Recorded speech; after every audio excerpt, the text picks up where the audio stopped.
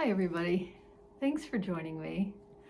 I just looked down and noticed I did not plan this. The two books that I want to talk about are green and I'm wearing green. I am so into green right now. I mean, I love this pure green color, and therefore I love the cover of this book.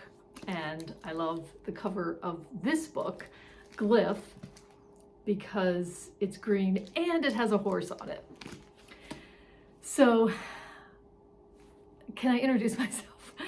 I'm Renee. Thanks for joining me. Can I get a shot of Tukey? Oh, she's waking up.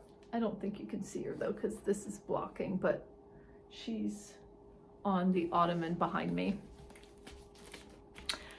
It's March, I don't know the exact date, but it's the weekend of, I think it's the 9th, Sunday the 9th. And I'm going to the library and I wanted to finally talk about these two books that I finished this one about a week ago, and I just have a chapter left of this one that I'll probably quickly read before I go into the library. But I was waylaid a bit because I got this, they're calling it like a viral sore throat thing that's going around, and it lasts for like a full 7 days. So it's kind of like having the flu, except, and it starts out that way, it feels that way, but then those symptoms go away and you have like a throat that is beyond the description of painful. I still have a little bit of that, but yeah, it really threw me off a loop, whatever. You know, it's funny, I didn't realize when I got these two books at the same time on hold that Bibliophobia by Sarah Chahaya was going to, among other books that she talks about or mentions as a part of her reading experience and books that have influenced her in her life, that one of Ali Smith's books would be one of them. So that's cool. Let me start with Glyph, because it's going to be the most challenging book to talk about, and I won't talk about it like other people talk about it, because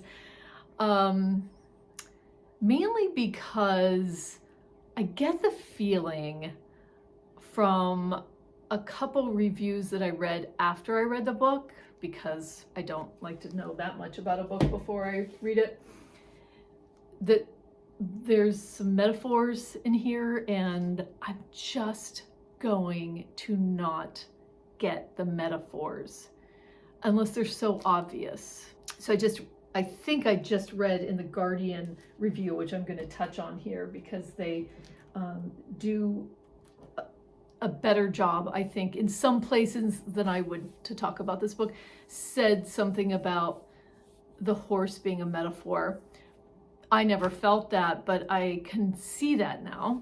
I have been thinking about this book since I finished it more than I was thinking about it while I was reading it, because while I was reading it, it was a book where I was just trying to pay attention to everything. Like, what is this? And I gotta say, that's one of my favorite things about Ali Smith. I'm gonna use, for Ali Smith, I'm gonna use the pronoun they or their, but in the review from The Guardian and other reviews I've seen, they're using the pronouns she and her are being used. Glyph is set in a future dystopian world. There are aspects of the world that we recognize and that are normal. This is set in the UK, and it centers around two young characters. Now, The Guardian says that Bree or Briar, I think they say in the review, if I'm not mistaken, or maybe it was the New York Times, that the gender is not specified. I can't say now looking back. I assumed Bree, Briar, and Rose were girls, but maybe Bree is the one that wants to be, really prefers to have a gender neutral identity. I can't recall now. But nevertheless, they are young children of the mother that they're visiting when the book opens. The mother is at a hotel, I think, helping out her sister who works there. Maybe her mother also works there. And there's also a guy in that first scene named Leaf who is going to accompany the Briar and Rose, or Bree and Rose, taking them somewhere because the mother is going to be detained helping the sister. I think I have those details right. Ali Smith throws in some details that clues you in on the fact that we're in a dystopian world and people are moving and acting a little differently. But what I really like and really caught and really enjoyed when the very minute I started reading it was, she's not setting the scene. She's not saying what year it is. She's not saying how things have changed. She's not explaining the whole thing with the mother and the sister and anything like that. You don't get any details in the beginning, and we don't really know, I don't think, how Leaf is is he the boyfriend? I guess. I think that's what we find out, but in dribs and drabs along the way. But he is to take Bree and Rose to a safe place and I think they're in a camper. They're going to stay in a camper. But we know as the story goes on and they're trying to find a place to stay and can they just park in this like Walmart type parking lot, that things are different. And we also learn that there are a class of people in this dystopian world that are called unverifiables. We aren't told what unverifiables are, what can't be verified. And I just thought that was so fascinating. The Guardian review goes into lots of details and obviously a thorough review, but I just loved having some things not known so that you could use your mind and imagination to think about that. And I really felt that way when I was reading Jacqueline Hartman's I Who Have Never Known Men, that there were so many empty areas I felt were intentional. I feel like Ali Smith is just a master at that. I've only read one of her books, whose name I can't remember, and I'll put it here because I can't remember what it was. And she really has you do some of the work. So you understand that something weird's going on when they're sleeping in this camper van in a parking lot and there's a red line being painted around the van. And there's some equipment involved in all of this. Like, it isn't just a person with a spray can. And that having a red line painted around your dwelling, the place that you're living, is not a good thing. And it's like a government thing. But we're not told why. And I think this is where they realize, like, maybe they've been classified as unverifiables. They then go to a place where they're staying in a house and they meet an abandoned house, and they're meeting some people in this little town, and they're left to themselves. And Leaf buys them canned food and tells them what to do and not to do. And that part of the story was my favorite part, because you really got to know the two kids and how they interacted with each other and how they're trying to survive. It was kind of a coming of age because they had to be brave and figure things out. They don't have a cell phone. Their mother didn't believe in cell phones, and there's a horse in a field near the house that Rose goes and explores and finds, and they name him Glyph. I don't remember why they name him Glyph, but the word Glyph. But this was the most endearing part of the story for me. I'm a horse lover through and through. And the fact that they find this horse, and these horses are there to be auctioned off for God knows what, certainly to be euthanized. And you just get this behind Rose, and Bree is supportive to an extent, but Bree is just trying to figure out their next steps, really, about how are we going to get this horse? Can we use what money we have to buy the horse from the farmer's son who seems to be in charge? There's some good guys and bad guys involved in this. And then the book takes you further ahead to the future. So we switch gears. There's some clever things happening there.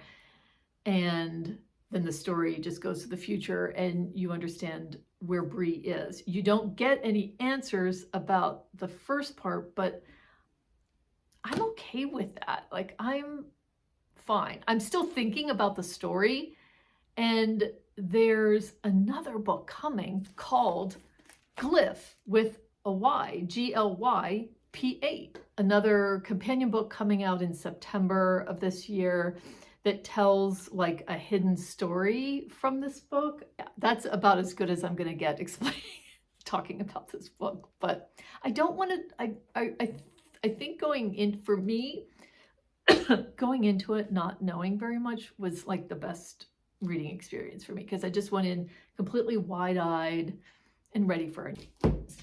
Okay, Bibliophobia by Sarah Chahaya is a memoir. Sarah Chahaya is a critic and essayist.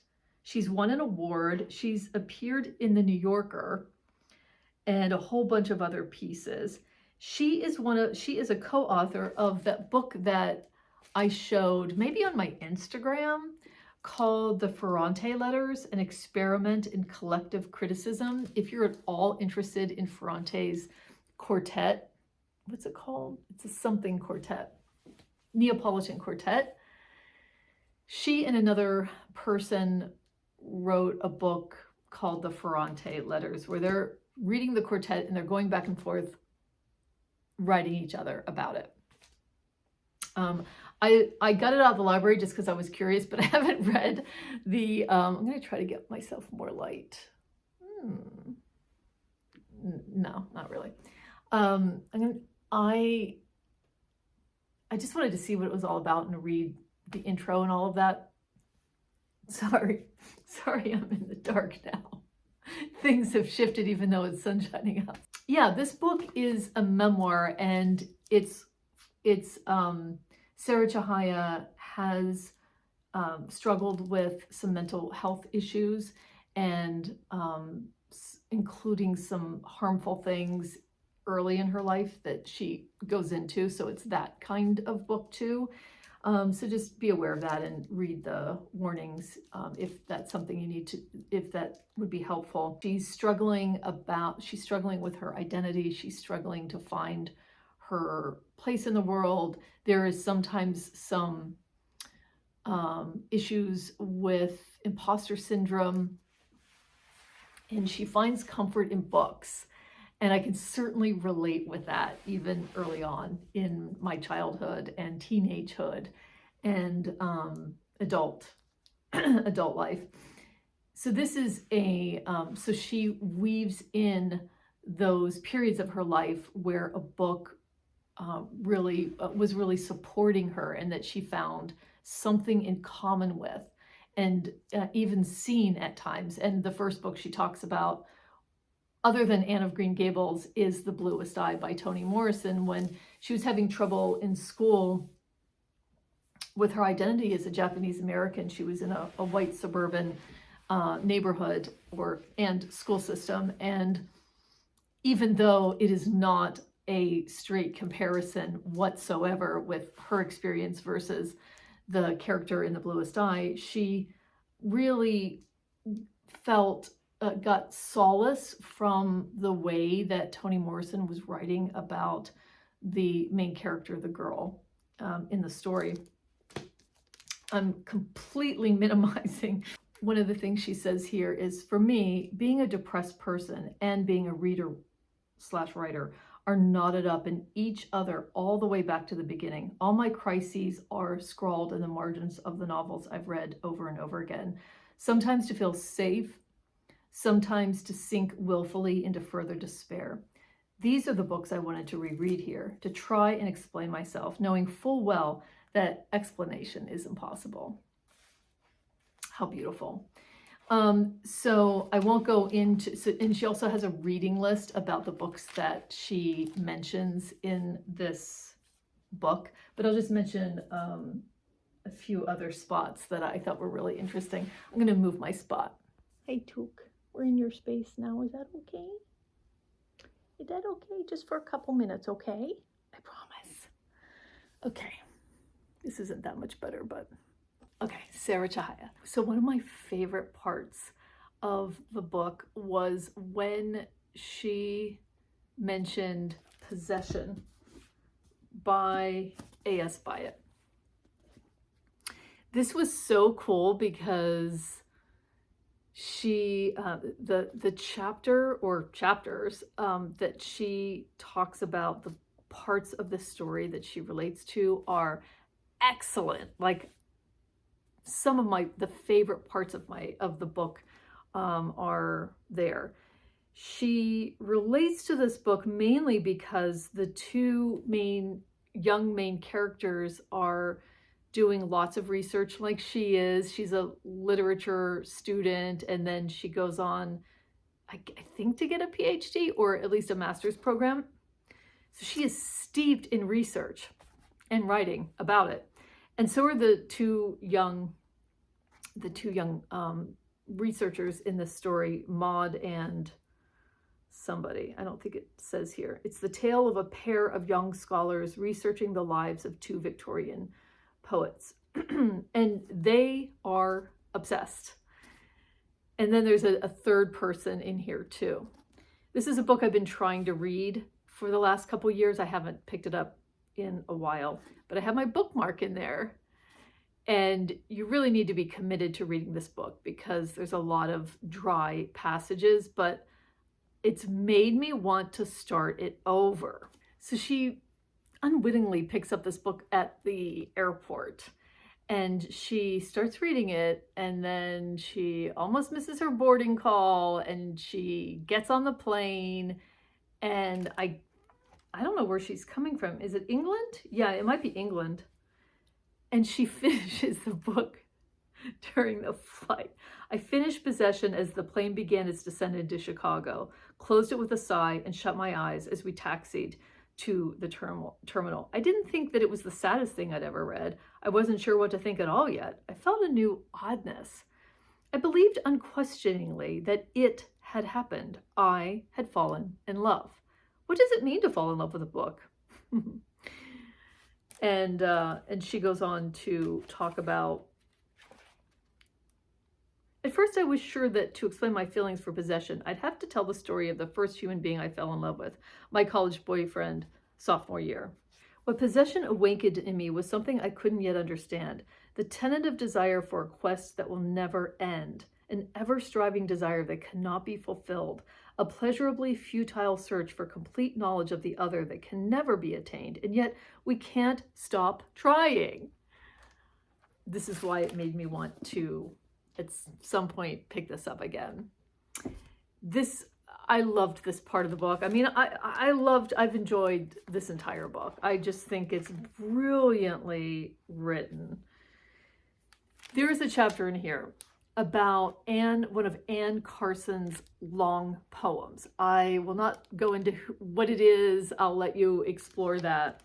But it ties in when she was studying or maybe even teaching in Oxford, England.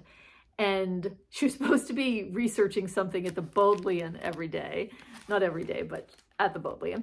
And instead, because this romance had broken up, not by her, she got obsessed with the poem, Anne Carson's poem. And all the moments with luck, that's what she's calling the boyfriend, all the moments with luck were there at once, and all the selves that I had been in relation to him too. The self reading Carson in the library, the self lying on my floor a few weeks earlier, asking him what he thought love was, the self dashing around cooking with him in his tiny kitchen.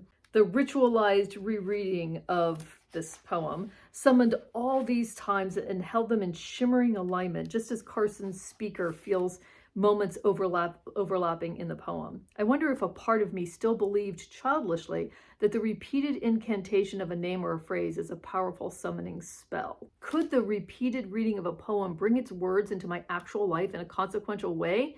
In those weeks, I did feel something uncanny was coming over me and Oxford, which I enjoyed this book so much. It's not overly written to me. It's not overly romantic or lyrical. I just think it is so smartly written. I'm like on her side the whole way. And I'm not done yet. I have one more chapter, and I think this chapter is the chapter of where one of Allie Smith's books comes into play. I recommend it if a bookish memoir, although written by someone who was really going through some depressed periods of her life that became so serious that she ended up at some point in a psychiatric hospital for a while, or maybe for a short while. I think this is so well done. So I'm going to return both of these to the library. I have a few holds, and one of them is the book I've been waiting to read, and it's now, I think, on the International Booker Prize long list. It's the first volume of The Calculation of Volume. Is that right? The Calculation of Volume. So on the heels of Glyph, I mean, I've read what The Calculation of Volume is about, and it's kind of like, yeah, it's going to be a suspension of disbelief moment. And I don't know if that's going to work for me. We'll see. But thanks for joining me. It's good to be here, and it's good to be able to talk about books in a way that I have a little bit of a brain. I'm really appreciating that right now. So let me know. Have you read Glyph? That's what I really want to know. And what was your experience like? And are you reading the International Booker Prize long list at all? I'm not. I don't read long. I mean, if you know me at all, you know I don't read prize lists, but I do occasionally get influenced and inspired, and will read some of the authors. I've discovered plenty of authors from prize lists, one of them being Eva Baltazar, Vigdis Hjorth. There was a book maybe 2 years ago. It must have been the International Booker. It was called The Birthday Party, and it was written by, I'll put the name of the author here, it was a French author. Oh my God. That was an amazing experience, but you have to be you have to be ready for the ride. That was crazy. I really enjoyed that. Let me know what you're up to, please. And I hope you're all enjoying, if you're in the Western Hemisphere, the beginning of what might be spring for us. I'll see you in the next one.